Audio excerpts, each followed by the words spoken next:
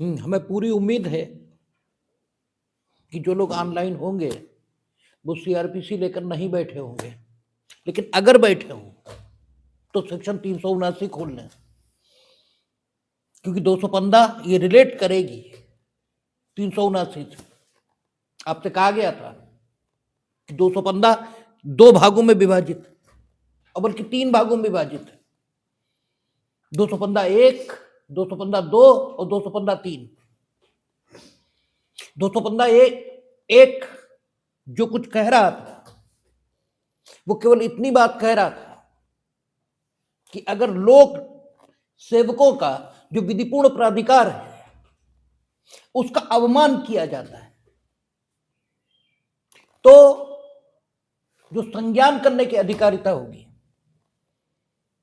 वो सामान्य तौर पर जो 210 में दी गई उस तरह से मजिस्ट्रेट को नहीं होगी,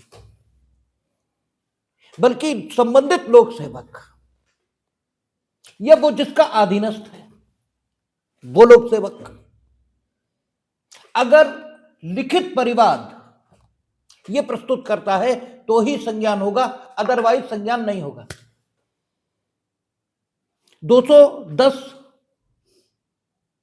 जो तरीका बता रही वो सामान्य तरीके संज्ञान का है, जबकि यह स्पेसिफिक सिचुएशन है और स्पेसिफिक सिचुएशन में उचित जाना गया है कि संज्ञान के सामान्य तरीके को इस्तेमाल न किया जाए। इसके पीछे पब्लिक पॉलिसी है, और कोई भी कानून प्रोविजन में होता है, कोई भी प्रोविजन कानून में होता है तो उसके पीछे कोई ना कोई पॉलिसी होती है, और जिस दिन आपको ये पॉलिसी पकड़ना आ गया उसके बाद कोई बेर कठिन बचता ही नहीं। और ये कानून सीखने की ही कला नहीं है, ये जिंदगी जीने की कला है। अगर आप एक चीज को समझ जाएं, तरीका कि कैसे समझा जाए, तो फिर बात ही खत्म हो जाती। अभी आप में से कोई हमसे पूछ रहा था, एक बहुविकल्पीय सवाल ये उसने रखा, उसका सही उत्तर यह था कि फर्म विधिक व्यक्ति नहीं है। सही उत्तर यह था। उसका कहना था कि ठीक है फर्म विधिक व्यक्ति नहीं है, लेकिन क्यों नहीं है? और जबकि जब ज्यूरिस्प्रूडेंस हमने आपको बताया था तो आपको खूब बताया गया था कि व्यक्तित्व देना ये विधि का काम है। आप सिर्फ व्यक्ति के रूप में पैदा हो गए, इसके कारण से आप व्यक्तित्व हासिल कर लेंगे कानून की नजर में, ये नहीं है। जो प्राकृतिक व्यक्ति हैं इनके बारे में भी ऐसा हो सकता है कि ये विधिक व्यक्ति न हो, और जो कृत्रिम व्यक्ति हैं, आर्टिफिशियल पर्सनालिटीज हैं, उनके बारे में भी हो सकता है कि वो विधिक व्यक्ति हों। दोनों बातें हो सकती हैं। क्यों? व्यक्तित्व तो ईश्वर नहीं देता, व्यक्तित्व तो कानून देता है। ठीक है, आपको जीवित व्यक्ति के तौर पर ईश्वर ने पैदा किया है, लेकिन आपको व्यक्ति ये कानून की नजर में कानून ही बनाएगा, ईश्वर की नजर में आप व्यक्ति रहेंगे। नीति के दृष्टिकोण से आप व्यक्ति माने जाएंगे, लेकिन आप कानून की नजर में व्यक्ति माने जाए, इसके लिए जरूरी है कि कानून आपको व्यक्ति की मान्यता दे। और जब आपको ज्यूरिस्प्रूडेंस बताया गया था तो कानून के द्वारा व्यक्तित्व प्रदान करने के दो ही तरीके बताए गए, एक कानून स्वयं दे दे या कानून के अंतर्गत आप अर्जित कर लें।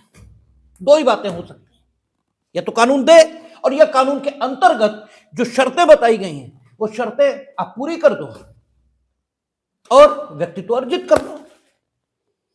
तो वहां आपसे कहा गया था कि निगम, इसकी स्थापना ही चूंकि विधायिका के अधिनियम से होती है, और उस अधिनियम में ही कई बार विधायिका ये लिख देती है कि इसका शाश्वत, ठीक है, उत्तराधिकार होगा, इसकी अपनी एक मोहर होगी और ये विधिक व्यक्ति माना जाएगा। जैसे रोडवेज है, जैसे भारत संचार निगम लिमिटेड है, ये कोई जीवित व्यक्ति नहीं है, लेकिन इसके बाद भी व्यक्ति हैं क्योंकि कानून ने व्यक्तित्व दे दिया। और जैसे ही फर्म की ओर आई है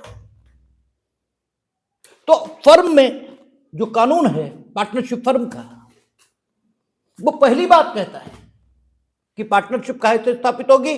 संविदा से। उसका जन्म विधि से नहीं हो रहा। इसका मतलब उसके द्वारा व्यक्तित्व अर्जित करने की जो एक, ठीक है, तरीका या एक शर्त हो सकती थी, वो तो असंभव हो गई, क्योंकि संविदा, इससे फर्म का जन्म होगा। हां, अभी एक तरीका बचा हुआ है कि फर्म का रजिस्ट्रेशन करा लिया जाए और विधि के अंतर्गत व्यक्तित्व अर्जित कर लिया जाए। यह तरीका बचा हुआ है। तो जब आप पार्टनरशिप फर्म से संबंधित अधिनियम पढ़ते हैं तो वहां उन्होंने क्लियर कहा है कि वो फर्म जो नॉन रजिस्टर्ड है, वो नॉन रजिस्टर्ड फर्म कभी भी व्यक्ति नहीं हो सकती। वो न स्वयं के द्वारा मुकदमा ला सकती है, थर्ड पर्सन उस पर मुकदमा ले आएंगे, लेकिन वो खुद पर किसी पर मुकदमा नहीं ला पाएंगे। उसके पार्टनर्स परस्पर किसी फर्म की लाइबिलिटी के बाबत या एक दूसरे के प्रति किसी जिम्मेदारी का प्रवर्तन कराने के लिए मुकदमा नहीं ला सकेंगे अगर फर्म रजिस्टर्ड नहीं है। तो रजिस्ट्रेशन, चूंकि एक्ट स्वयं जरूरी बता रहा है, इसलिए अगर उस शर्त को पूरा नहीं करेगी फर्म, तो वो विधिक व्यक्तित्व अर्जित नहीं कर पाएगी। रखा क्यों गया? इसलिए रखा गया ताकि लोग अनरजिस्टर्ड फर्मों के माध्यम से व्यापार न करें, थोड़ा रेगुलराइज रहे मामला, ठीक है ना। तो चीजों को अगर ठीक से देखा जाए तो अपने आप चीजें समझ में आना शुरू हो जाती हैं, ठीक है।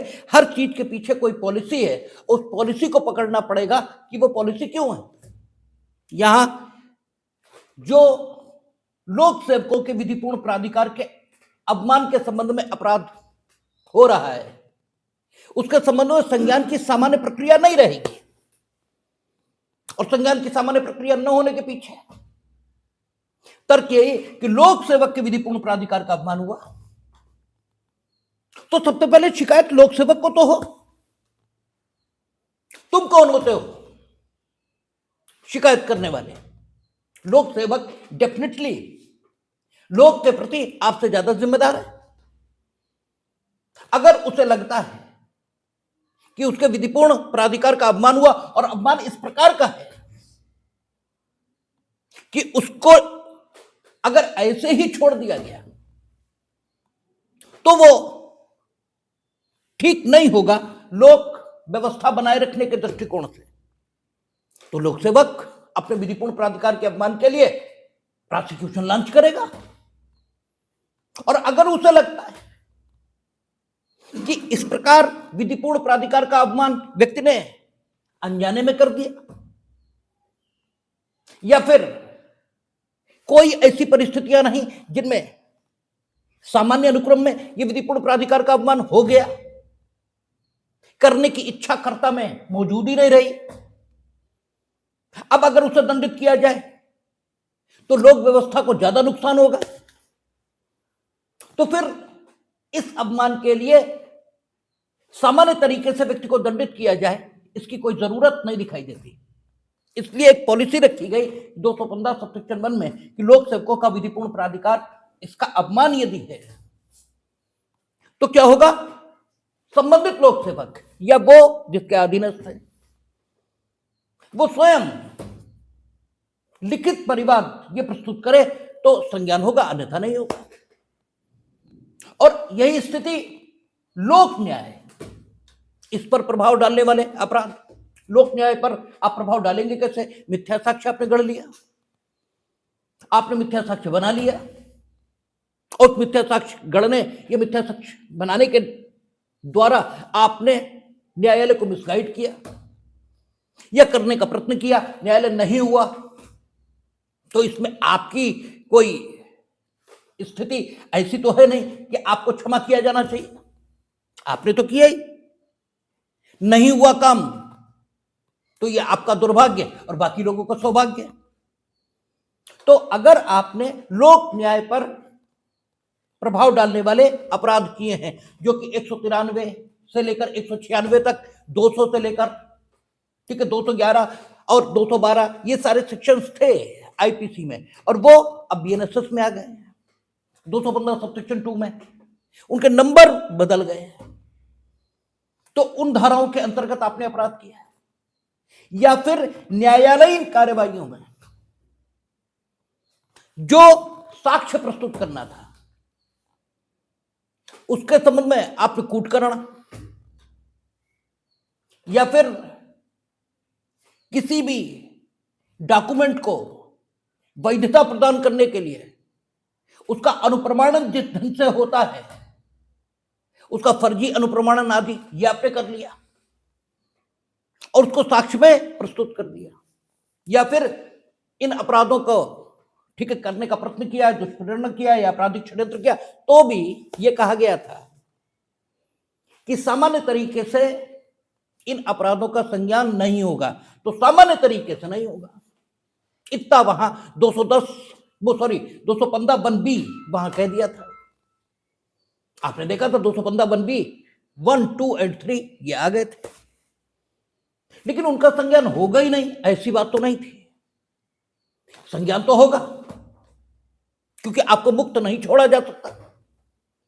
संबंधित लोक सेवक या संबंधित न्यायालय अगर यह आवश्यक मानता है कि आपके द्वारा किए गए कृत्य की ठीक है जांच और विचारण होना ही चाहिए और आपको आपके कृत्य के लिए दंडित किया जाना चाहिए, तो फिर प्रक्रिया ये तो दी जाएगी। तो पहले ये प्रक्रिया कहां दी गई थी? 340 में। किस ढंग से? अगर 215 1B 1, 2 और 3 इसमें वर्णित अपराधों का संज्ञान कोई न्यायालय करना चाहता है तो किस ढंग से वो करेगा, उसकी प्रक्रिया क्या होगी, इसके संबंध में कहां आपका पहले 340 में प्रक्रिया दी गई थी, अब कहां दी है? 379 में, क्योंकि करस्पॉन्डिंग सेक्शन बदल गए। तो 379 आप देखें, कहता न्याय प्रशासन पर प्रभाव डालने वाले अपराधों के बारे में उपबंध। न्याय प्रशासन इस पर प्रभाव डालने वाले अपराधों के संबंध में उपबंध, एक पूरा चैप्टर बना दिया जो न्याय प्रशासन पर प्रभाव डालने वाले अपराधों के संबंध में उपबंध कर रहा है। इसमें 295 1B भी आएगी और इसके अलावा भी अन्य ऑफेंस आएंगे। 295 1B इसका सहारा तब लिया जाएगा जब आपके द्वारा किया गया कृत्य इतना गंभीर है कि आपको पूरी सजा जो ऑफेंस करने के लिए प्रोवाइड है वो देना जरूरी हो। अगर न्यायालय का विचार ये हो, न्यायालय का विचार ये है कि आपने मिथ्या साक्ष्य न्यायालयीन कार्यवाहियों में देने के लिए गढ़ा, आपने कोई फर्जी डॉक्यूमेंट न्यायालय की कार्यवाही में साक्ष्य के तौर पर दिया,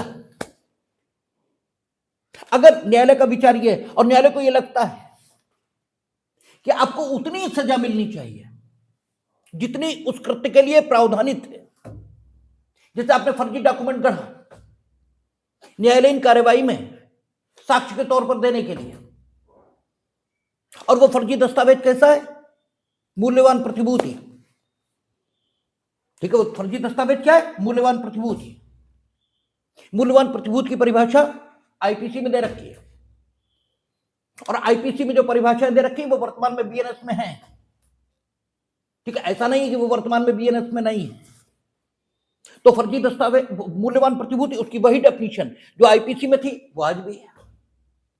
मूल्यवान प्रतिभूति उस दस्तावेज को कहेंगे जिसके द्वारा आप क्या करते हैं, कोई विधिक अधिकार ये अर्जित कर लेते हैं, या आपका कोई विधिक अधिकार समाप्त हो जाता है, आपका कोई विधिक अधिकार बढ़ जाता है, या आपका कोई विधिक अधिकार घट जाता है, या आपके विधिक अधिकार की जो प्रकृति है वो परिवर्तित हो जाती है।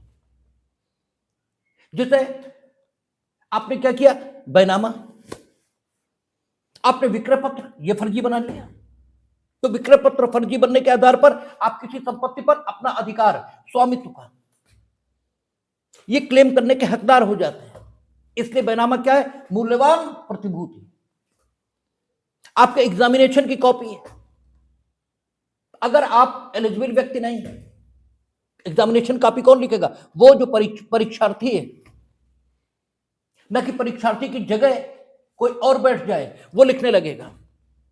और एग्जामिनेशन की कॉपी के आधार पर वो ये दावा कर सकेगा, वो व्यक्ति जिसकी कॉपी है वो, कि वो एग्जामिनेशन में उत्तीर्ण या अनुत्तीर्ण घोषित कर दिया जाए। तो विधिक अधिकार उसे हासिल हो रहा है। इसलिए एग्जामिनेशन की कॉपी क्या है? मूल्यवान प्रतिभूति।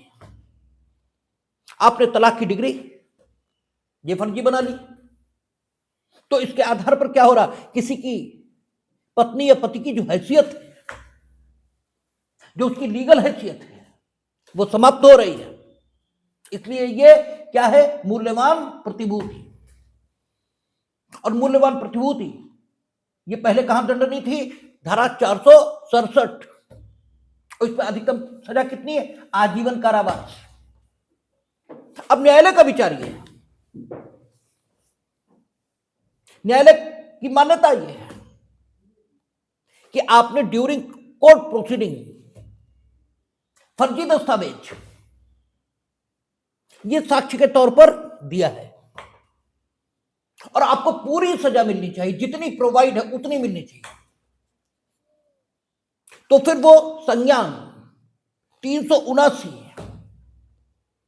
इसमें करेगा। 379 अर्थात 215(1)(b) सपठित धारा 379 इसमें संज्ञान करेगा। और अगर उसका विचार है कि आपके द्वारा किया गया कृत्य इतना गंभीर नहीं है, तो फिर आपके द्वारा किए गए कृत्य की गंभीरता को देखते हुए वो पूर्व में जो 344 सेक्शन था, ठीक है ना, 344, उसमें भी संज्ञान कर सकता है। अगर न्यायालय का विचार यह है कि आपने न्यायालय के समक्ष आकर मिथ्या साक्ष्य दिया है, और साक्ष्य कैसा है? मौखिक या दस्तावेजी। आपने झूठ कथन साक्ष्य में न्यायालय के समक्ष किए हैं, और न्यायालय का विचार है कि आपको पूरी सजा मिलनी चाहिए जितनी प्रोवाइड है मिथ्या साक्ष्य देने के लिए। तो फिर क्या होना चाहिए? तो आपका संज्ञान जो न्यायालय करेगा वो 215(1)(b) सपठित धारा 379 इसमें करेगा। और अगर न्यायालय का विचार यह है कि आपने जो मिथ्या साक्ष्य दिया है वो इतना गंभीर नहीं है कि आपको पूरी सजा दी जाए, लेकिन सजा मिलनी चाहिए, तो आपका जो पूर्व की धारा 344 है उसमें संज्ञान किया जाएगा। और वर्तमान में आपका 383, हाँ इसी में नहीं, 384 इसमें संज्ञान करेगा। यानी दोनों जगह संज्ञान एक साथ नहीं हो सकता। इसीलिए आप कचहरी में देखेंगे अक्सर जब साक्षी पक्षद्रोही हो जाते हैं तो न्यायालय क्या करता है? 344 का संज्ञान लेता है। वो सिर्फ 344 का संज्ञान लेने के लिए बाध्य नहीं है, और वर्तमान में लेगा तो 384 मिलेगा, क्योंकि सेक्शन बदल गए हैं। अगर न्यायालय का विचार यह बन जाए कि आपके द्वारा दिया गया मिथ्या साक्ष्य इस कोर्ट का है कि आपको संपूर्ण दंड से दंडित किया जाना चाहिए जितना प्रोवाइड है, तो फिर 344 में संज्ञान नहीं होगा, फिर संज्ञान 340 में होगा, और जो अब वर्तमान में 379 कहला रही है।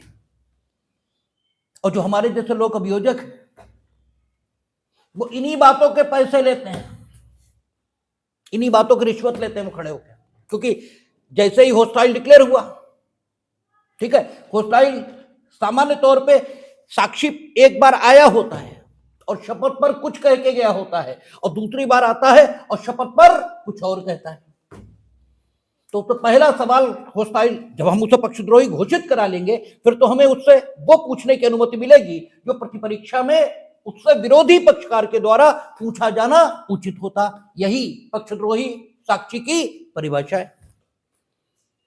तो अगर विरोधी पक्षकार उसकी प्रतिपरीक्षा कर रहा होता, तो विरोधी पक्षकार जो सवाल उससे करता, अर्थात उसकी सत्यवादिता का, ठीक है, पता लगाने के लिए न्याय समाज में और जीवन में उसकी स्थिति क्या है, इसको पता लगाने के लिए सवाल वो कर पाता 146 एविडेंस एक्ट। तो वो सारे सवाल अब हमें अपने ही साक्षी से करने की अनुमति मिल जाएगी। और लोक अभियोजक इसे सबसे पहला सवाल क्या करना चाहिए उस दशा में कि आप उस दिन आए थे, अमुक दिनांक को आप आए थे, तो आपको ये मालूम है ना कि आप अदालत में साक्ष्य देने आए थे, इससे तो कोई इनकार नहीं कर पाएगा, और कर भी देगा तो कोई फर्क नहीं पड़ता, ठीक है। आप सूरज निकला हुआ है, धूप है और कौन नहीं है, तो आप झूठे सिद्ध होते हो। इससे ये तो साबित नहीं होता कि सूरज नहीं है, आप कह दोगे, कह दो। और दूसरा सवाल करना चाहिए कि उस दिन आपको मालूम था कि अदालत में सच ही बयान देना चाहिए, इस पे भी हाँ कहोगे तो ठीक, और ना कहोगे तो और झूठे साबित होगे। और तीसरा सवाल करना चाहिए कि क्या उस दिन आपको शपथ दिलाई गई थी, भले ही ना दिलाई गई हो, ठीक है, हमारी अदालत में तो दिलाई जाती है, लेकिन भले ही ना दिलाई गई हो, लेकिन अगर कोई ये कह देगा कि हमें नहीं दिलाई गई थी, तो भी इससे कोई फर्क नहीं पड़ता। और चौथा सवाल ये करना चाहिए कि उस दिन आपने ये बताया था और आज आप शपथ ले चुके हैं और आज आप ये बता रहे हो, इन दोनों बातों में सच कौन सा है ये बता दो, ठीक है। जब ये स्थितियां आएंगी तब 340 के संज्ञान भी फिर हो सकते हैं, ठीक है ना, फिर 340 का संज्ञान भी हो सकता है, लेकिन नॉर्मली ये सब होता ही नहीं। इसके ही पैसे लिए जाते हैं, इसी की रिश्वत ली जाती है, और किसी चीज की रिश्वत थोड़ी ली जाती है। रिश्वत कभी भी उस काम की नहीं होती जो नहीं हो सकता है, जो कानूनन हो सकता है उसी की रिश्वत होती है, क्योंकि रिश्वत लेकर वो करके जो नहीं हो सकता, कोई अपनी नौकरी थोड़ी दे देगा। जो हो सकता है वही काम करने के पैसे लिए जाते हैं। तो आपका ऐसी दशाओं में जब न्यायालय को लगता है कि झूठ तो बोला गया है, मिथ्या साक्ष्य दिया गया है, ये तो सही है, लेकिन मिथ्या साक्ष्य इस लेवल का नहीं है कि साक्षी को संपूर्ण दंड से दंडित किया जाए, तब वो पूर्व में 344 और वर्तमान में 384 का संज्ञान लेगा, ठीक है। और उसमें पहले तो 500 रुपए जुर्माना देकर छूट जाते थे, और अब कितना आ गया देख लेते हैं, ठीक है। अब 1000 आ गया, तो क्या ज्यादा ज्यादा 1000 रुपए जुर्माना हो जाएगा।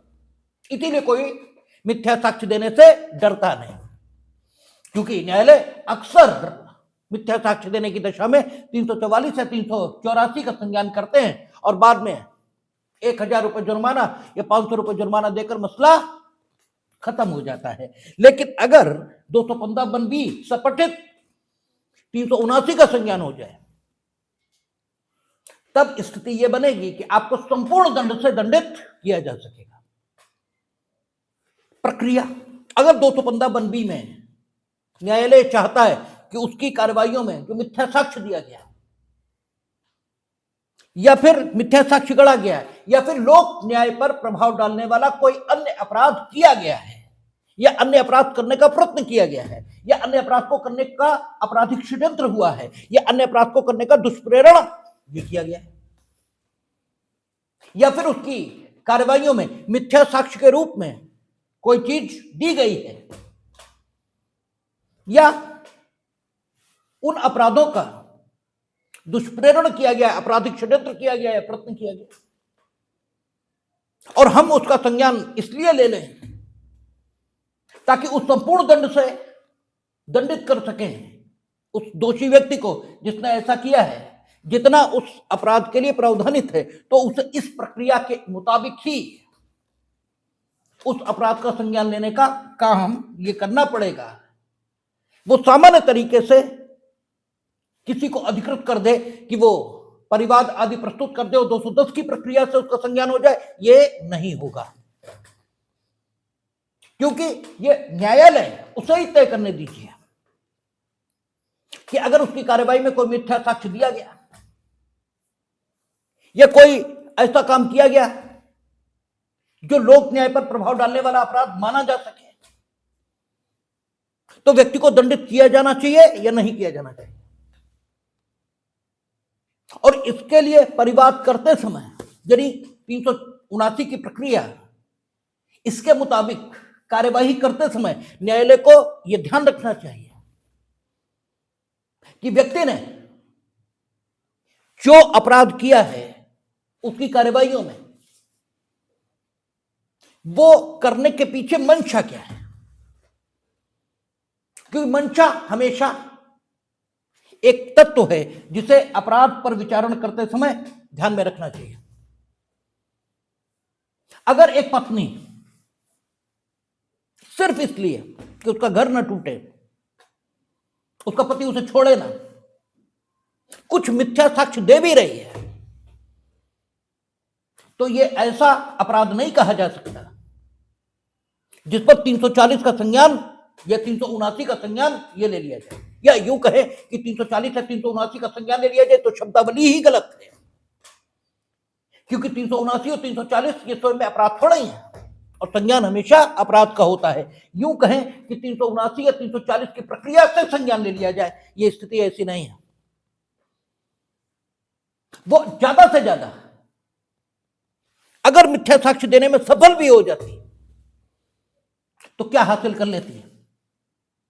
पत्नी की वो हैसियत जो वो हासिल नहीं करती, जो ऑलरेडी उसके पास थी, उसे बचा ले जाती। बस इतना ही तो होता। अगर एक ऐसी पत्नी, हमने मान लिया कि वो क्रूरता की दोषी है और पति को क्रूरता के आधार पर तलाक उससे मिल जाना चाहिए, तो एक पत्नी सुधर भी तो सकती है। अब अगर वो अपना परिवार बचाने का प्रयास कर भी रही थी और झूठ कर रही थी, मिथ्या साक्ष्य के आधार पर कर रही थी, तो क्या इस अपराध का संज्ञान लेकर अब समाज में उसे भूखों मरने के लिए और उसकी हैसियत छीनकर हम क्या हासिल कर लेंगे? और अगर 210 की प्रक्रिया से इसका संज्ञान लेने के लिए मुक्त छोड़ दिया जाए पक्षकारों को, तो डेफिनेटली ये पति उसके खिलाफ ले आएगा। ठीक है, जबकि ये परिस्थिति ऐसी नहीं है जिसमें संज्ञान होना चाहिए। तो न्यायालय को, अगर वो न्यायालय ले रहा है संज्ञान, तो संज्ञान लेने से पूर्व उसे निम्न तथ्यों पर विचार करना ही चाहिए कि दोषी व्यक्ति है, उसने किन परिस्थितियों में वे अपराध किए हैं जिनके बारे में कहां चर्चा हुई है? 215(1)(b). 215(1)(b) में जो चर्चा है वो जिन अपराधों के संबंध में, वे अपराध किन परिस्थितियों में हुए, इस विषय पर न्यायालय को अवश्य विचार करना चाहिए। यह भी सोचना चाहिए कि व्यक्ति ने जो 215(1)(b) में वर्णित अपराध किए हैं, इनके पीछे उसका उद्देश्य क्या है, क्या हासिल करना चाहता था?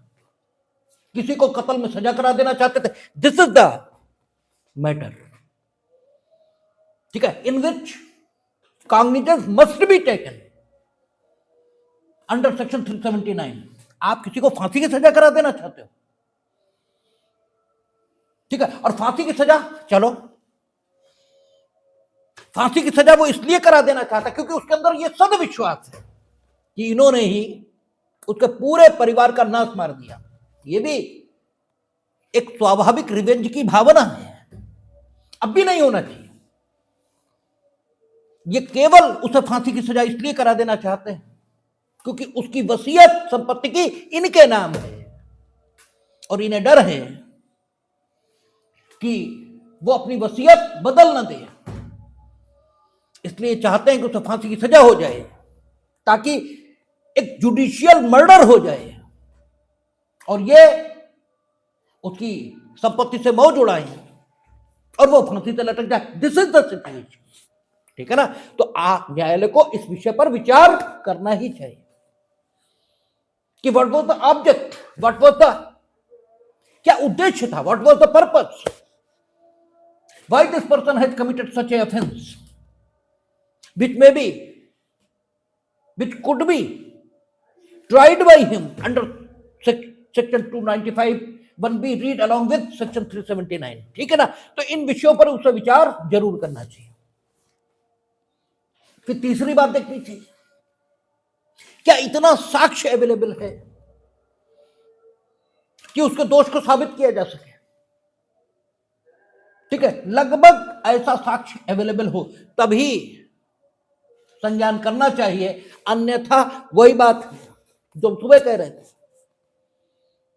कि ये बात अगर प्रचारित हो जाए कि चाइनीज मांझे के खिलाफ बहुत कड़े विधिक प्रावधान नहीं है और बहुत कड़ी विधिक कार्रवाई नहीं हो सकती, तो आज की तिथि पर जो डर थोड़ा बहुत बकाया भी है यह भी खत्म हो जाएगा। ठीक है ना? तो फिर ऐसा नहीं करना चाहिए न्यायालय को। तो इन 3-4 बातों पर विचार करके यह तय करना चाहिए कि उसे 379 इसके अंतर्गत उन अपराधों का संज्ञान करना भी है या नहीं जो 295 1B में वर्णित है।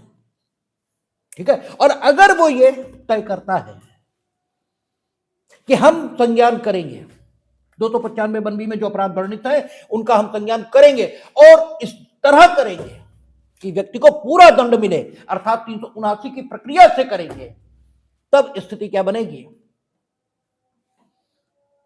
तब 379 में वर्णित प्रक्रिया इसका फॉलोअप होगा। और इसका फॉलोअप कैसे होगा? यानी 215 1B में जो अपराध हुए हैं लेकिन उनका सम्यक विचारण होगा। यह न्यायालय जरूर है, लेकिन जरूरी नहीं है कि इसे अपराधों के विचारण की अधिकारिता हो। क्यों?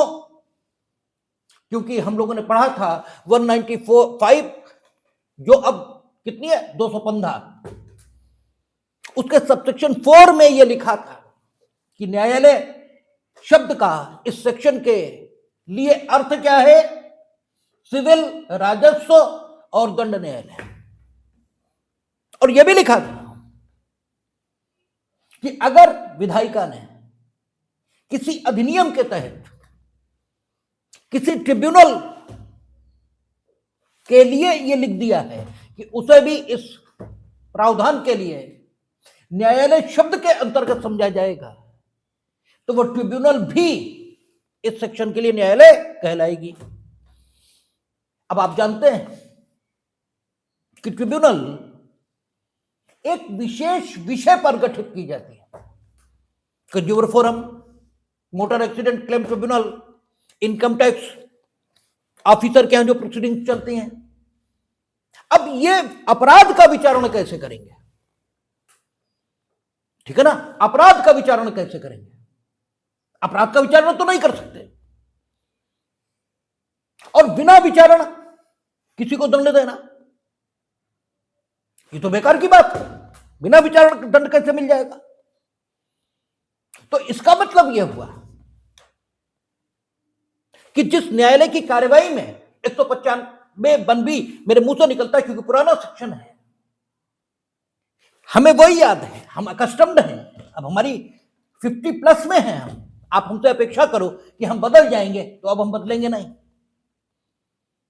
और आपकी ये अपेक्षा बेमानी है भाई, अब हम कहां से बदलेंगे? तो मेरे मुंह तो वही निकलेगा, लेकिन आप करस्पॉन्डिंग सेक्शन अपने मन में ले आए, भले ही हमने करस्पॉन्डिंग सेक्शन नहीं बोला है। तो 195 1B जो 215 1B इसमें वर्णित न्यायालय ने यह तय किया कि हम उन अपराधों का संज्ञान लेंगे जो मेरी कार्यवाही में किए गए। तो आवश्यक नहीं कि न्यायालय दांडिक अधिकारिता का न्यायालय हो भी। कतई जरूरी नहीं है। और अगर हो भी तो भी न्याय का प्रथम सिद्धांत है, शिकायतकर्ता यह निर्णायक नहीं हो सकता। यहां तो न्यायालय यह निर्णय ले रहा है कि हम इन अपराधों का विचारण करवाएंगे, इसीलिए संज्ञान ले रहा है। इसका मतलब न्यायालय शिकायत करता है। शिकायत कोई करे, न्याय का यह प्रथम सिद्धांत है कि शिकायतकर्ता की शिकायत की सम्यक जांच और विचारण यह होना चाहिए। व्यक्ति ऐसे दंडित नहीं हो सकता। शिकायतकर्ता की अपनी परिस्थिति और अपना स्टेटस कुछ भी हो, इससे कोई मतलब नहीं है, क्योंकि भगवान सिर्फ भगवान ही होते हैं। आदमी भगवान हो सकता है, आदमी भगवान होता नहीं है। और आदमी भगवान हो सकता है ये सही है, लेकिन आदमी को भगवान मान लेना ये बिल्कुल गलत है। क्योंकि आदमी जो भगवान हो जाएगा वो तुम्हें बताने नहीं आएगा कि हम भगवान हो गए, क्योंकि भगवान को कहीं देखने नहीं जाना है, भगवान को अनुभव करना है कि भगवान है। भगवान ये कहीं किसी तल पर बैठा नहीं है जिसे ढूंढने जाना है, यह हर वक्त उपलब्ध है। इसे अनुभव कर लेना है कि ईश्वर है, बस इतना अनुभव कर लेना है, और वो हर क्षण दिखाई दे रहा है। ठीक है, हर क्षण उसकी अनुभूति हो रही है, आप करो न करो। ठीक है, तो आदमी को भगवान मानना ये ठीक नहीं है। और जो पीठासीन होगा, आप लाख कहो न्यायालय, निष्पक्षता निष्पक्षता निष्पक्षता उच्चारित करने से निष्पक्षता आ नहीं जाती। न्यायालय निष्पक्ष है, न्यायालय निष्पक्ष है, न्यायालय निष्पक्ष है, ऐसा कहने से न्यायालय निष्पक्ष हो नहीं जाएगा। और न्यायालय न वो कमरा है, न ही न्यायालय वो भवन है, न ही न्यायालय पीठासीन अधिकारी है। न्यायालय एक अवधारणा है, न्यायालय एक कॉन्सेप्शन है, न्यायालय एक व्यवस्था है जो इस सबके सम्मिलन से पैदा होता है। और वो तभी तक न्यायालय है जब तक वो कानून के मुताबिक संचालित है। अदरवाइज उसके अन्यायालय बनने में तनिक भी समय नहीं लगने वाला। तो कहने भर को न्यायालय ने डिसाइड किया, डिसाइड तो पीठासीन अधिकारी ने किया। तो पीठासीन अधिकारी को इतनी शक्ति जो दी गई वो सदुपयोग के लिए दी गई कि आप ऐसा कर सकते हैं। मीनिंग देयर बाय, करना ठीक हो तो करिए, न करना ठीक हो तो मत करिए। जो सामान्य से व्यवस्था अलग कर दी गई वो तो की तो इसीलिए गई, अदरवाइज क्यों की गई? तो भले ही ये दंड न्यायालय क्यों न हो, इसे दांडिक अधिकारिता का प्रयोग करने की, ठीक है, अधिकारिता ये भले ही प्राप्त हो, लेकिन चूंकि यह शिकायत करता है अब, इसलिए इसका विचारण सामान्य न्यायालय के द्वारा होना चाहिए, जो उस स्थान पर, जिस स्थान पर यह शिकायतकर्ता न्यायालय स्थित है, उस स्थान पर उत्पन्न हुए वाद कारणों पर विचारण की अधिकारिता रखता हो, उस सामान्य न्यायालय को इसका विचारण करना चाहिए। जैसे शाहजहांपुर जिला जज के न्यायालय में आपने ऐसा अपराध कर दिया जो 215(1)(b) के अंतर्गत आता है, और उन्होंने ये तय किया कि संज्ञान हम 379 इसमें लेंगे, तो जिला जज का न्यायालय जिस स्थान पर स्थित है उस पर सीजेएम शाहजहांपुर के न्यायालय की अधिकारिता का विस्तार है, इसलिए उसका संज्ञान तो यही करेंगे, लेकिन उसका विचारण करने का हक सीजेएम शाहजहांपुर को होगा, इन्हें नहीं होगा। यद्यपि जब ये सेशन जज के तौर पर बैठेंगे तो इन्हें दांडिक अधिकारिता प्राप्त रहेगी। और जो विचारण के नियम है वो क्या है कि अवर अधिकारिता का न्यायालय, ठीक है, उस अपराध का या उस अधिकारिता का प्रयोग नहीं कर सकता जो प्रवर न्यायालय कर सकता है, लेकिन प्रवर न्यायालय उस अधिकारिता का प्रयोग कर सकता है जिसका प्रयोग अवर न्यायालय करता है। इसीलिए 302 के साथ 325 लगकर आती है तो सेशन कोर्ट में चलती है, लेकिन 325 के साथ 302 होने पर मजिस्ट्रेट कोर्ट में नहीं चलती, क्योंकि 302 का विचारण मजिस्ट्रेट नहीं कर सकता, वो सत्र न्यायालय द्वारा विचारणीय है। लेकिन सत्र न्यायालय मजिस्ट्रेट के न्यायालय द्वारा विचारणीय अपराधों का विचारण कर सकता है। दफा सेक्शन 25 आर्म्स एक्ट,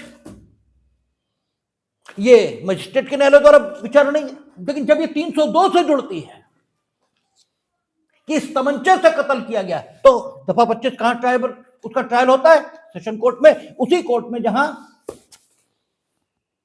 302 का ट्रायल हो रहा है। अब कई बार यह भी होता 302 छूट गई और दफा 25 उस समय तक उसके विचारण की जो औपचारिकताएं थी वही पूरी नहीं हो पाई, ठीक है ना, वही पूरी नहीं हो पाई, क्योंकि दफा 25 किस बात पर है, तुम्हारे पास तमंचा मिला इस बात पर है, ठीक है, तुम्हारे पास कत्ल का तमंचा मिला इस पर नहीं है। और 302 का है पर तुमने कत्ल किया इस पर है, तो भले ही यह भी हो सकता है कि 302 छूट जाओ, दफा 25 में तुम सजा पा जाओ, यह भी हो सकता है 302 में सजा हो और दफा 25 छूट जाए, यह भी हो सकता है। अब 302 का विचारण पूरा हो गया तो कई बार सेशन कोर्ट क्या करते हैं, दफा 25 रिमांड कर देते हैं कि अब इसका विचारण मजिस्ट्रेट करेंगे, ये भी करते हैं और ये भी करते हैं, डिसाइड कर दी जो भी उन्हें उचित लगे। तो क्या है कि 215 1B, इसमें जो अपराध आपकी प्रोसीडिंग में हुआ उसका आपने संज्ञान लेने का निश्चय कर लिया। अब आप क्या करेंगे, कहता है जब किसी न्यायालय की उससे इस निमित्त किए गए आवेदन पर, ठीक है, उससे इस निमित्त किए गए आवेदन पर, आवेदन कोई कर सकता है, कोई भी आवेदन कर सकता है, ठीक है, जरूरी नहीं है पार्टीज करें, और पार्टीज भी कर सकती हैं, ठीक है, शब्द कहा गया जरूरी नहीं है, क्यों, क्योंकि कोई क्वालिफाइंग वर्ड सेक्शन में लिखा ही नहीं है, ठीक है, केवल उसने इतना कहा जब किसी न्यायालय की उससे इस निमित्त किए गए आवेदन पर या अन्यथा, यानी जरूरी नहीं है कि there should be an application before the court या after filing the application by somebody they may take the cognizance, ठीक है ना, कहता है स्वयं से किए गए आवेदन पर या अन्यथा, यह राय है।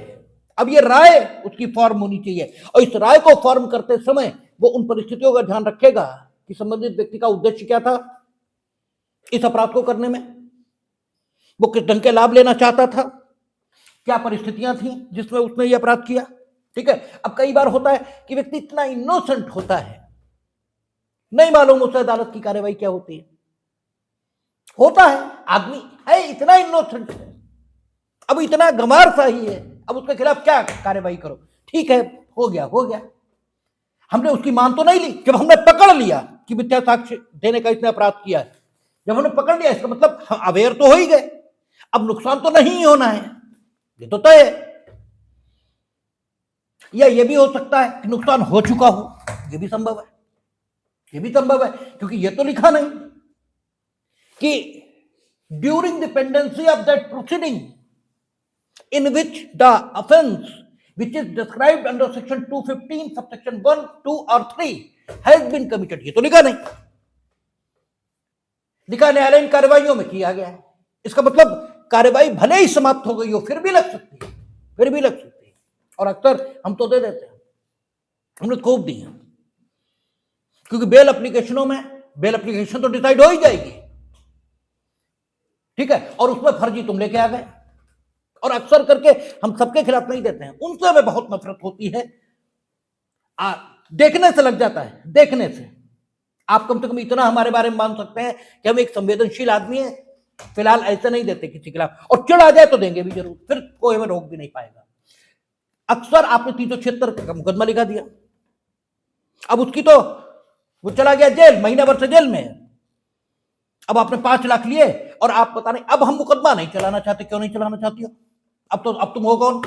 और आप हमारे पास मौजूद है कि आप ये एफिडेविट साइन कर दो और सबमिट कर दो। क्यों कर दें? तो वो बताते हैं आप मेरे वकील हैं। नहीं, गलत। हम सरकार के वकील हैं, आपके नहीं। आपके कोई वकील नहीं हम, ठीक है? आप पीड़िता होंगी, हो, ठीक है? आपने अपनी एफआईआर लिखाई हो, हम क्या करें? जब हम बुलाएं गवाही में तब आना, उससे पहले नहीं। उससे पहले आपसे मेरा मतलब, आप हैं कौन? हम जानते ही नहीं। और वो हम मार्क करके जरूर भेज देते हैं, ठीक है? ऐसे में हम 340 जरूर लगा देते हैं। हालांकि किसी पर कार्रवाई नहीं हुई आज तक हुई नहीं है। वो तो इसलिए नहीं होती कि अदालतें झंझट में नहीं पड़ना चाहती, ठीक है? क्योंकि कार्रवाई करें तो फिर तुम भी तो आओगे, या आना पड़ गया एविडेंस में कहीं, तो एक झंझट तो है, इसलिए वो करना ही नहीं चाहती। जब तक कि बड़ा नेम एंड फेम का मामला ना हो। राजपाल यादव खिलाफ कर दी थी दिल्ली हाई कोर्ट ने, ठीक है? तो बड़ा नेम एंड फेम का मामला हो तो ही वो करते हैं, बाकी वो करते नहीं। लेकिन दे हम जरूर देते हैं, ठीक है? तो यहां कहता है यह राय, क्यों राय आप कर रहे हो? मतलब ठीक है, इनोसेंट व्यक्ति है, अरे कर दिया चलो ठीक है, लेकिन इसके लिए जरूरी यह नहीं है कि प्रोसीडिंग चल ही रही हो, प्रोसीडिंग डिस्पोज ऑफ हो गई हो, फिर भी ये संज्ञान हो सकते हैं। मुकदमा डिसाइड हो गया और 340 का संज्ञान ले लेता कोर्ट, तो मिसलीनियस दर्ज हो जाएगी, वो चलती रहेगी, उसमें आपको सजा मिलेगी, ठीक है ना? तो इसके लिए जरूरी नहीं है कि प्रोसीडिंग इन कंटिन्यूएशन हो, ठीक है? हाँ, प्रोसीडिंग चल जरूर रही हो, ये नहीं प्रोसीडिंग से पहले नहीं हो सकता ये, ठीक है ना? क्योंकि कहता है जब किसी न्यायालय की उससे स्मित किए गए आवेदन पर अन्यथा यह राय है कि न्याय के हित में यह समीचीन है, न्याय के हित में यह समीचीन है। और न्याय के हित में यह समीचीन है, ये निष्कर्ष कैसे निकालेगा न्यायालय? क्योंकि और ये राय उसे कब फॉर्म करनी है? कार्यवाही करने से पूर्व। 379 में वो कार्यवाही कब करेगा? जब उसकी यह राय है कि न्याय के हित में यह समीचीन है, यह राय है उसकी, और किसी के द्वारा या तो आवेदन उससे किया गया है या अन्यथा उसकी यह राय है कि न्याय के हित में यह समीचीन है। अभी कार्रवाई शुरू नहीं हुई है, अभी कार्रवाई शुरू नहीं हुई। न्याय के हित में यह समीचीन है कि धारा 215 की उपधारा 1 के खंड ख में निर्दिष्ट किसी अपराध की जो उसे यथास्थिति उस न्यायालय की कार्यवाही में या न्यायालय की कार्यवाही के संबंध में, ये शब्द बड़ा इंपॉर्टेंट है, न्यायालय की कार्यवाही में या न्यायालय की कार्यवाही के संबंध में। यानी अगर आपने फर्जी बैनामा दाखिल किया साक्ष्य में, तो 215 अट्रैक्ट नहीं होती, तब आपका जो प्रोसिक्यूशन चलेगा वो सामान्य तरीके से चलेगा, 210 के तरीके से। यानी उसके संबंध में कोई भी शिकायत हो सकेगी, कोई भी एफआईआर हो जाएगी, कोई भी कुछ भी हो जाएगा। आपने फर्जी बैनामा तैयार किया और दाखिल किया, आपने तैयार ही इसलिए किया कि न्यायालय की कार्यवाही में देंगे, अब है, ठीक है ना? क्योंकि देखिए इस प्रतिबंध को जितना कम से कम लागू किया जाएगा उतना ही ठीक है, क्योंकि यह अपराधों का संज्ञान मुश्किल बनाता है, यह अपराधों का संज्ञान आसान नहीं बना रहा, और यह हमारी मजबूरी है कि न्यायालय की कार्यवाही में जो अपराध हो रहे हैं, तो चूंकि न्यायालय की कार्यवाही में कन्फ्लिक्टिंग इंटरेस्ट वहां मौजूद होते हैं और लोग ये के प्रकारेण अपने पक्ष में निर्णय चाहते हैं, ये लोगों की सामान्य वृत्ति है, सभी की है। और अगर इस सामान्य वृत्ति को हमने यूं ही दंडित करना शुरू कर दिया तो फायदे की बजाय नुकसान ज्यादा होगा, लोग न्यायालय आने से डरना भी शुरू कर सकते हैं। अरे भाई थोड़ा बहुत झूठ तो सभी बोलते हैं अदालत में, अदालत में कौन वहां खड़े होकर सब सच ही बोलता है? और फिर सच की हमारी तो यह परिभाषा भी नहीं कि तथ्यों का असत्य निरूपण किया जाए, कि असत्य को पराजित करने वाला जो भी कथन है वो सत्य नहीं है। मारा तो तुमने है ही, ठीक है, मारा तो तुमने है ही। अब अगर हम ये कह दें कि हम उस समय कलकत्ते में थे तो तुम छूट गए, एविडेंस डायरेक्ट होना चाहिए। तो हम ये कहेंगे हम मौके पर मौजूद थे, हमने मारते देखा तुम्हें। अब ये कथन झूठ होगा, लेकिन ये 100 सच से ज्यादा बड़ा सच है, क्योंकि सच की परिभाषा यह भी है कि सत्यम शिवम सुंदरम। सत्य वो है, शिव का अर्थ हमारी मेथोडोलॉजी में क्या मानते हैं, कल्याणकारी है। सच वो है जो कल्याणकारी है, सच वो है जो सुंदर है, और सुंदरता चेहरे में नहीं होती है, सुंदरता स्थितियों में होती है। तो सच की परिभाषा यह भी है, तो फिर यह सच ही है। लेकिन जो समाज है वो इसे झूठ कहेगा, तो थोड़ा बहुत झूठ तो सभी बोलते हैं। अब अगर संज्ञान करने की अधिकारिता यूं ही दे दी गई, ठीक है, ये फ्रीक्वेंटली इस्तेमाल होने लगा सेक्शन, तो लोग न्यायालय आने से डरने भी लगेंगे, ठीक है। इसलिए इस सेक्शन की एम्बिट को कम किया जाना चाहिए, और न्यायालय को स्पेरिंगली कभी कभी इसका उपयोग करना चाहिए जब उसे लगे। कभी कहा न्याय के हित में यह समीचीन है, और इसके एम्बिट को छोटा रखने का प्रयास है। जब उन्होंने कहा कि न्यायालय की कार्यवाही में या उसके संबंध में, अथवा उस न्यायालय की कार्यवाही में पेश की गई या साक्ष्य में दी गई दस्तावेज के बारे में किया हुआ प्रतीत होता है, यानी फर्जी डॉक्यूमेंट ऑलरेडी था, ऑलरेडी इन्होंने फर्जी बेनामा बना रखा था इनका मकान कब्जा करने के लिए, और अपने किसी ईजमेंटरी राइट को साबित करने के लिए, अपने किसी अधिकार का होना साबित करने के लिए हमने इनका बेनामा दाखिल कर दिया। तो हम भले ही किसी अपराध के दोषी ना हो, लेकिन इनके फर्जी बेनामा प्रस्तुत करने से, ठीक है, हम जो अपराध कर रहे हैं वो न्यायालय की कार्यवाही में किया जरूर जा रहा है। भाई फर्जी डॉक्यूमेंट हमने दे दिया साक्ष्य में, लेकिन वो फर्जी डॉक्यूमेंट न्यायालय की कार्यवाही में देने के लिए नहीं बना, वो तो ये पहले से बनाए बैठी थी।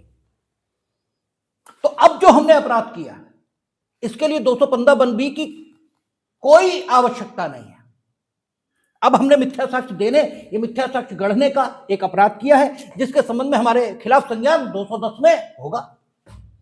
वहां 215 की कोई बात ही नहीं है।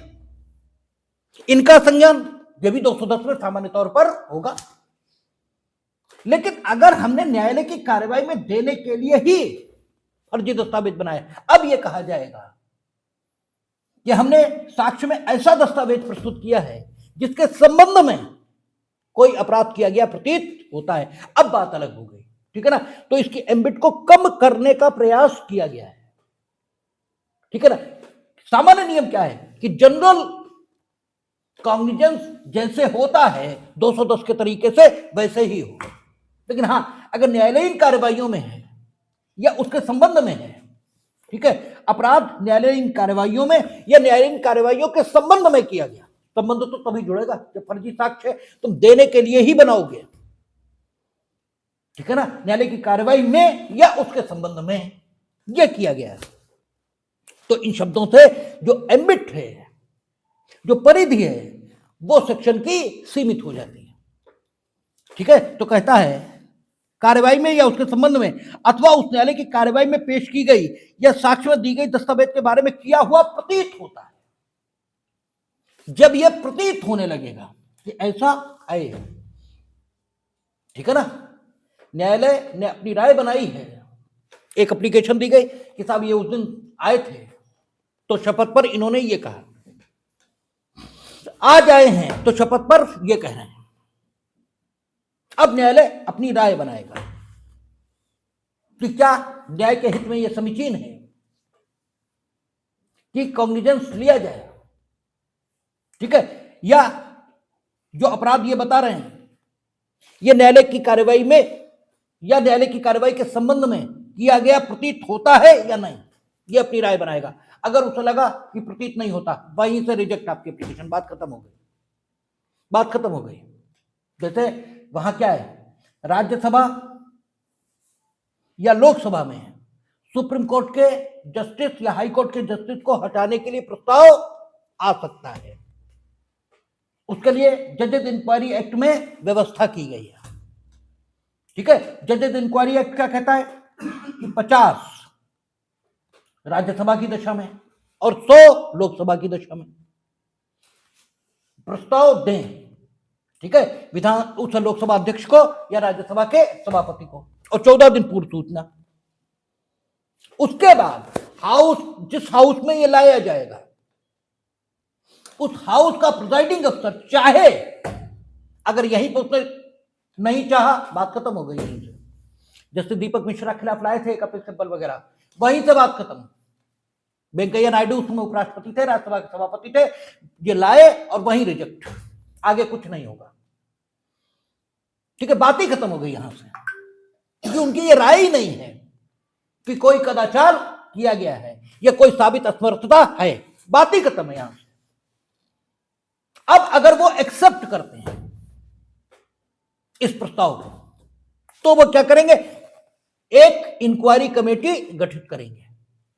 ठीक है ना, इस समय अभी पार्लियामेंट की भूमिका शुरू नहीं होगी, पार्लियामेंट कुछ नहीं करेगी अभी सिर्फ इंक्वायरी कमेटी गठित होगी, और उस इंक्वायरी कमेटी में, ठीक है, आपका सुप्रीम कोर्ट के जस्टिस, एक वर्तमान जूरिस्ट और एक हाई कोर्ट के कोई जस्टिस ये रहेंगे। ये इंक्वायरी कमेटी जांच करेगी कदाचार की या असमर्थता की, क्योंकि अभी कदाचार या असमर्थता का आरोप है, साबित नहीं है, और ग्राउंड क्या है, साबित कदाचार। जब ये इंक्वायरी कमेटी पा लेगी कि यस आरोप पुष्ट होते हैं, कॉन्स्टिट्यूशनल प्रोसेस अब शुरू होगा। अब ये वहां भेजेगी, और इसकी जो रिकमेंडेशन है, अगर हाउस ड्रॉप कर दे तो फिर खत्म मामला, फिर कुछ नहीं। ठीक है, इसकी रिकमेंडेशन पर कार्यवाही करता है, देन कॉन्स्टिट्यूशनल प्रोसेस शुरू हो जाएगा। ऐसी बात निकल कर आई थी, ऐसे यहां है। आपने न्यायालय का ध्यान आकृष्ट किया कि ये इरेगुलरिटी है, इस पर आपको कार्यवाही करनी चाहिए। न्यायालय की राय है कि हां, न्याय के हित में यह समीचीन है कि लिया जाए, और यह अपराध किया गया प्रतीत भी होता है, और लिया भी जाना चाहिए। तब आगे की बात बढ़ती है, और यहीं पर अगर रिजेक्ट, उसे यह लग गया कि न्याय के हित में यह समीचीन ही नहीं, या फिर यह अपराध किया गया प्रतीत ही नहीं होता, तो बात ही खत्म है, आपकी एप्लीकेशन खत्म, सारी बात ही खत्म यहीं से। जब दोनों कंडीशन सेटिस्फाई हो गई, अब आगे बात बढ़ेगी। और नॉर्मली जो 90% मामले हैं, 90% मामलों में आगे बात बढ़ती है जब भी आप 340 दे देते हो, क्योंकि कोई भी अपने ऊपर कुछ नहीं लेना चाहता, कोई इतना दिमागी नहीं लगाता कि किया गया प्रतीत होता है या नहीं। एक मैकेनिकल प्रोसेस में यहां तक आपकी मान लेते हैं, आपने एप्लीकेशन दी, बस तुरंत वो जांच शुरू कर देते हैं। जांच शुरू, क्योंकि क्या कहता है, किया हुआ प्रतीत होता है, जांच की जानी चाहिए। तब ऐसा न्यायालय ऐसी प्रारंभिक जांच के पश्चात यदि कोई हो, यानी वो अपनी ओपिनियन फॉर्म कर रहा है, उसकी राय यह है कि यह अपराध किया गया प्रतीत होता है, और न्याय के हित में यह समीचीन भी है कि इस अपराध की जांच होनी चाहिए, तो जांच स्वयं तो नहीं कर पाएगा, क्योंकि हो सकता है सिविल न्यायालय हो सकता है ट्रिब्यूनल हो सकता है ये रेवेन्यू कोर्ट हो, और अगर आपराधिक न्यायालय भी हो तो चूंकि शिकायत करता ये होगा, तो जांच ये स्वयं नहीं कर पाएगा। लेकिन इसे ये लगता है कि जांच की जानी चाहिए, ऐसा लगता है, अभी सिर्फ लग रहा है, लेकिन जांच की जानी चाहिए, अर्थात दंडित करने के प्रयोजन से जांच की जानी चाहिए, तो करेगा तो दूसरे न्यायालय डेफिनेटली, लेकिन अभी भी दूसरे की बात सुनी जानी चाहिए कि जांच करवाएं या ना करवाएं। इस विषय पर जिसने अपराध किया उसका पक्ष तो ले लो, उसका पक्ष तो ले लो। तो ऐसी प्रारंभिक जांच के पश्चात यदि कोई हो, जैसी वह आवश्यक समझे, यानी अब यह न्यायालय जिससे आवेदन किए जाने पर या अन्यथा ऐसा लगता है कि उसकी कार्यवाहियों के बारे में, जो उनके संबंध में कोई अपराध किया गया है और न्याय के हित में यह समीचीन है कि उस अपराध की जांच की जानी चाहिए, ऐसा उसे लगता है, तो जांच एक्चुअली शुरू हो, इससे पूर्व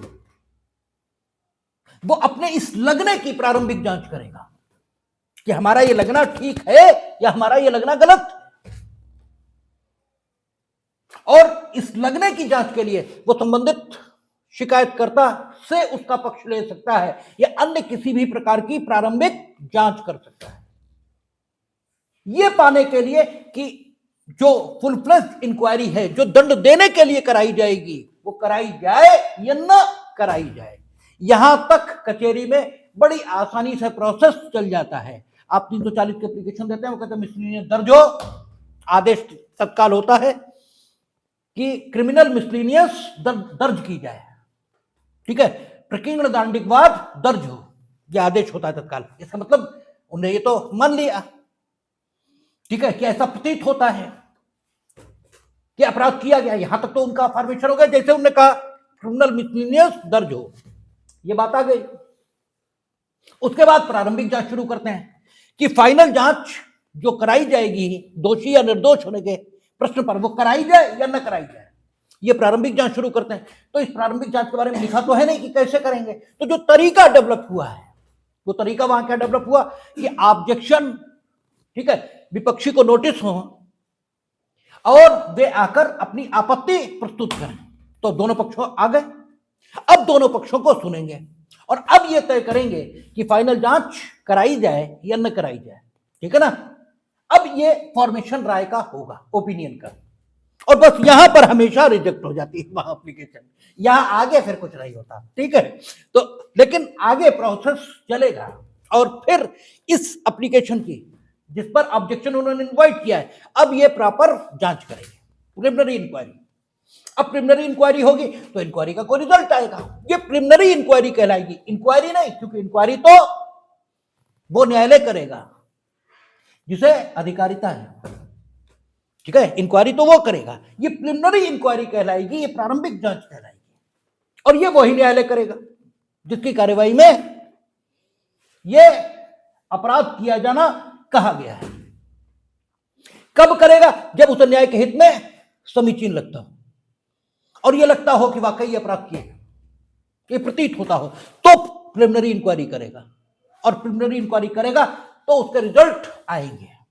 अब उसके रिजल्ट जो आएंगे वो, ठीक है, ये हो सकते हैं जो का, खा, गा और घा और वा में लिखे, या यूं कहें ये रिजल्ट हो सकते हैं, बल्कि ये कह सकते हैं, ये कहना ज्यादा ठीक होगा कि इस प्रिलिमिनरी रिजल्ट इंक्वायरी का रिजल्ट यदि ये है, दोनों हो सकते हैं कि भाई मेरी धारणा गलत थी, हमें प्रतीत हो रहा था ऐसा था, जबकि ऐसा कुछ भी नहीं था, और रिजेक्ट 340, ठीक है, या न्याय के हित में ये समीचीन है कि 340 में नहीं, यानी 379 में नहीं, बल्कि 384 यानी 344 में संज्ञान होना चाहिए, तब भी रिजेक्ट उसमें संज्ञान हो जाएगा। और यही वहां विकल्प 90% मामलों में, बल्कि क्या कहें 99% मामलों में चुना जाता है, 99% मामलों में वहां यही विकल्प चुना जाता है। लेकिन अगर उन्हें लगता है, उनका निष्कर्ष ये है कि नहीं ये अपराध हुए भी हैं और इनकी जांच की जानी चाहिए, यानी पूरा दंड देने के लिए इंक्वायरी होनी चाहिए, ये उनका निष्कर्ष है, तो वो ये 5 प्रकार के काम कर सकते हैं, ये कहना ज्यादा ठीक होगा। ये 5 प्रकार के काम कौन से हैं?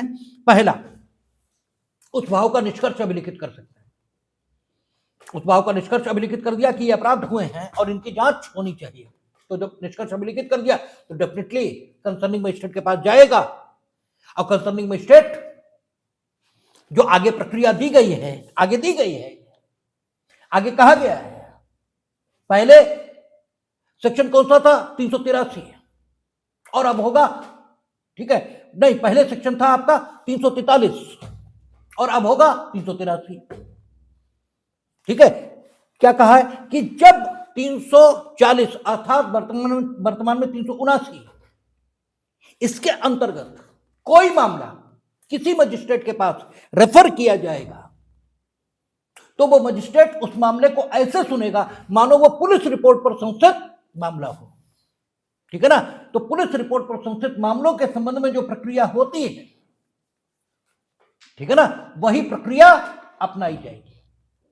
और यहां सेशन ट्राइबल मामले नहीं हो सकते, क्योंकि 215(1)(b) का मामला होगा। और 215(1)(b) में जो लिखे हैं वो सारे ट्रायल बाय मजिस्ट्रेट कोर्ट। ठीक है, यानी अगर पुराने वारंट ट्रायल के हिसाब से बात करें, जो वारंट ट्रायल पुलिस रिपोर्ट पर संशोधित मामलों में चलता था, तो 238 से लेकर के और उधर 243 तक की प्रक्रिया अपनाई जाएगी। अब बाद में फिर वो 248, 49, 50 वो तो सब में आते हैं, ठीक है ना। तो ये प्रक्रिया रहेगी। तो उस भाव का निष्कर्ष अभिलिखित कर सकता है और मामले को प्रॉपर चलने के लिए संबंधित मजिस्ट्रेट को भेज देगा। अच्छा, वो ये भी कर सकता है कि संबंधित उस भाव का निष्कर्ष अभिलिखित न करे, बल्कि अपने किसी ऑफिसर से कहे कि लिखित परिवाद प्रस्तुत करो, संबंधित न्यायालय में लिखित परिवाद प्रस्तुत कर दिया जाएगा। लेकिन यहां परिवाद प्रस्तुत होगा, लेकिन प्रक्रिया चूंकि स्पेसिफिकली कह दिया गया 343 में, और अब वही बात 383 में, तो परिवाद भले ही लिखित हो जाए, लेकिन प्रक्रिया पुलिस रिपोर्ट पर संशोधित मामलों की ही चलेगी। क्योंकि जब पुलिस रिपोर्ट पर संशोधित मामला होगा तो प्रोसिक्यूशन कौन करेगा? लोक अभियोजक। ठीक है, और लोक अभियोजक किसको रिप्रेजेंट करता है? स्टेट को, और स्टेट का भाग कोर्ट भी है। परिवाद किसने किया है? कोर्ट ने। ठीक है, तो अगर प्राइवेट कंप्लेंट होगी तो परिवादी आना चाहिए। तो जो पीठासीन अधिकारी है वो तो पीठासीन अधिकारी की हैसियत में, न कि व्यक्ति की हैसियत में परिवाद प्रस्तुत करवाया है, तो किसे प्रोसिक्यूट करना चाहिए? स्टेट को। इसलिए प्रक्रिया किसकी होनी चाहिए? पुलिस रिपोर्ट पर संशोधित मामले की ही होनी चाहिए, वही होगी। और यही पूछा जाएगा आपसे फ्री में कि जब संज्ञान न्यायालय के आदेश से लिखित परिवाद पर 379 की प्रक्रिया में होता है, तो पुलिस रिपोर्ट पर संशोधित जो मामले होते हैं उनकी प्रक्रिया ये चलेगी, या पुलिस रिपोर्ट से अन्यथा संशोधित जो मामले होते हैं उनकी प्रक्रिया चलेगी। और अगर आपने पुलिस रिपोर्ट से अन्यथा संशोधित लगाया तो गलत, क्योंकि फिर वो परिवाद की प्रक्रिया हो गई और परिवाद यहां किया जाएगा, इसके बावजूद प्रक्रिया वही रहेगी। ठीक है, ये भी उसे अधिकारिता रखने वाले प्रथम वर्ग मजिस्ट्रेट के पास भेज सकता है। यानी न वो निष्कर्ष अभिलिखित कर रहा है, न वो परिवाद का निर्देश दे रहा है, बल्कि संबंधित व्यक्ति को, ठीक है, अधिकारिता रखने वाले प्रथम वर्ग मजिस्ट्रेट के पास भेज रहा है। ठीक है, भेजने कोई ऐसा थोड़ी डोली मंगवाएंगे और कहेंगे लेके जाओ इन्हें, या तो आदेशित कर देंगे उपस्थित हो गए वहां और तुमसे बेल बॉन्ड ले लेंगे इस आशय कि वहीं उपस्थित हो गए, और नहीं तो तुम्हारी जमानती वो तो नहीं है। ठीक है, आगे वो भी लिखा है कि ऐसे वहां खंड देखें, ऐसे मजिस्ट्रेट के समक्ष हाजिर होने और साक्ष्य देने। अच्छा, ये तो साक्ष्य देने के लिए किसी व्यक्ति को आबद्ध कर सकता है, ये तो विटनेसेस को आबद्ध कर सकता है। ठीक है, लेकिन यहां प्रथम वर्ग मजिस्ट्रेट को भेज सकता है। और पीछे आप पढ़ेंगे तो जबकि न्यायालय के समक्ष ऐसा कोई व्यक्ति मौजूद है, आपका कौन सा था? 87 होगा, नहीं 87 नहीं होगा, 88 होगा, पूर्व की सीआरपीसी में देखेंगे तो सेक्शन 88 था, जिसमें कहता था न्यायालय के समक्ष कोई व्यक्ति ऐसा मौजूद है जिसके लिए या तो वारंट जारी कर सकता है या किसी अन्य न्यायालय में उपस्थित होने के लिए वो अपेक्षित है और उसके सामने उपस्थित है, तो उससे बॉन्ड एग्जीक्यूट करा सकता है कि वहां उपस्थित होगा वो। तो 88 के साथ पुरानी सीआरपीसी सेक्शन 88 के साथ इसको पढ़ लेंगे तो इस व्यक्ति से बॉन्ड ले लेगा कि वहां जाकर उपस्थित होंगे। ठीक है, अच्छा, या ये तीनों काम ना करें, ऐसे मजिस्ट्रेट के समक्ष अभियुक्त के हाजिर होने की पर्याप्त प्रतिभूति ले सकता है, अथवा यानी उससे बॉन्ड केवल मांग सकता है अपना पर्सनल 88 के मुताबिक, या श्योरिटीज जमानती भी मांग सकता है, और अथवा यदि अभिकथित अपराध अजमानती है और न्यायालय ऐसा करना आवश्यक समझता है। ठीक है, अजमानती भी है और आवश्यक भी मान रहा है ऐसा करना। अजमानती तो जरूरी नहीं है, आपने जमानत ले तो ली, ठीक है, लेकिन ऐसा करना जरूरी समझता है, तो अभियुक्त को ऐसे मजिस्ट्रेट के पास अभिरक्षा में भेज सकता है, यानी फिर आपको कस्टडी में भी भेजा जा सकता है। ये सारे काम किए जा सकते हैं। और वहां खंड कहता है कि जो साक्ष्य देने के लिए सक्षम व्यक्ति हैं, ऐसे व्यक्तियों के विरुद्ध उनसे बॉन्ड एग्जीक्यूट करवा सकता है कि आप संबंधित जांच में वहां उपस्थित होंगे और जांच जो विचारण चलेगा जिसे अब जांच कहना भी नहीं चाहिए, क्योंकि पुलिस रिपोर्ट प्रशंसित मामलों की तरह चलेगा, उसमें आप साक्ष्य देंगे। ठीक है, ये आपका प्रक्रिया है। जो 215(1)(b) 1, 2 और 3 इसमें अपराध किए जाने की दशा में संज्ञान करने के लिए करनी होगी संबंधित न्यायालय को, यदि वो संबंधित अपराध के लिए उस दंड से जो प्रोवाइड है उस सेक्शन में पूरा का पूरा उसे देना चाहता है। ये इसमें नहीं लिखा है, लेकिन आगे जो कुछ लिखा है वो हमारे इन शब्दों को साबित कर देगा। इसलिए आप ये मान लेंगे कि जब पूरा का पूरा देना चाहे तभी इस प्रक्रिया का अवलंबन किया जाएगा। ठीक है, ये 340 सबसेक्शन 1 या 379 सबसेक्शन 1 हुआ। अब 379 सबसेक्शन 2 कहता है ये न्यायालय बहुत अच्छा हो जरूरी नहीं, गड़बड़ कोई भी कर देगा, गड़बड़ कोई कर देगा, किसी पर विश्वास करना ठीक नहीं। हमने कहा ना, भगवान सिर्फ भगवान को मानो, आदमी को भगवान मत मानो। ठीक है, आदमी को भगवान मानना ठीक नहीं है।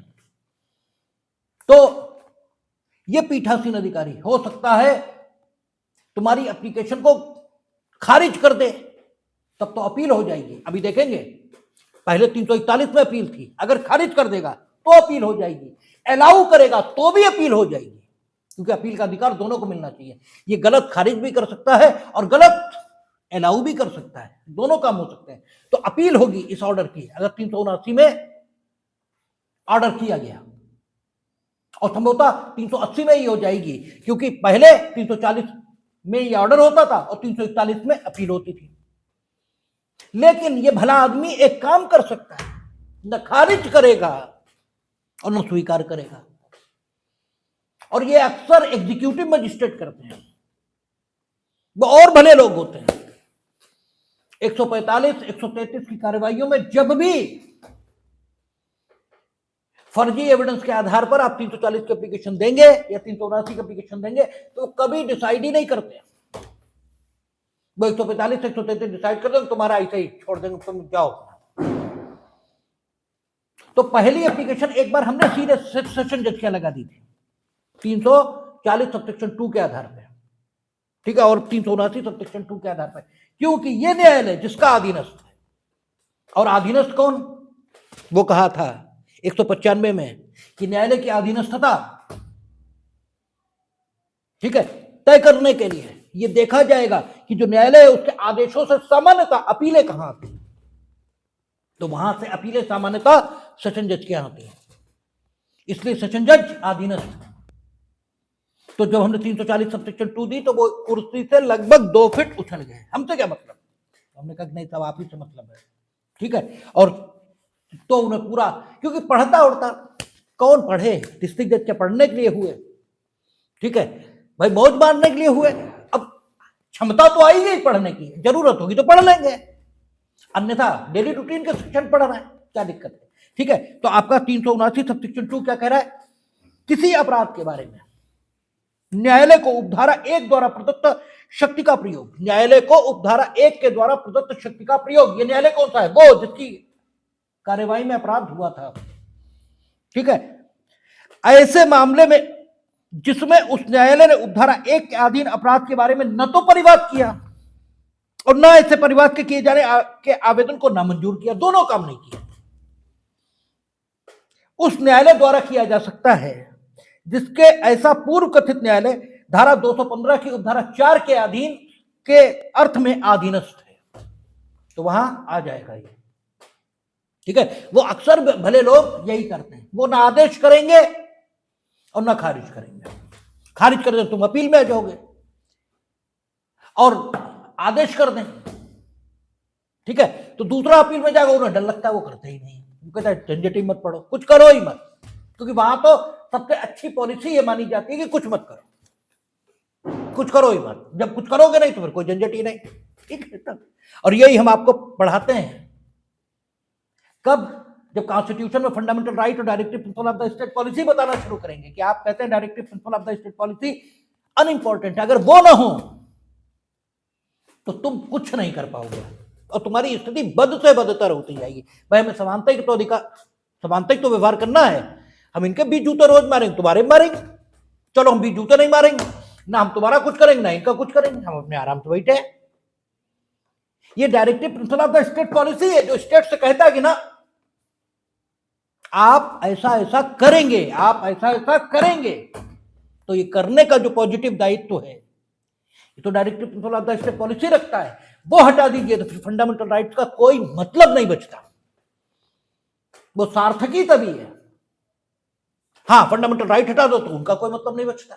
इसीलिए कहा केशवानंद भारती में कि दोनों के बीच एक बैलेंस है और इस बैलेंस को डिस्टर्ब नहीं किया जा सकता, यही कहा उन्होंने।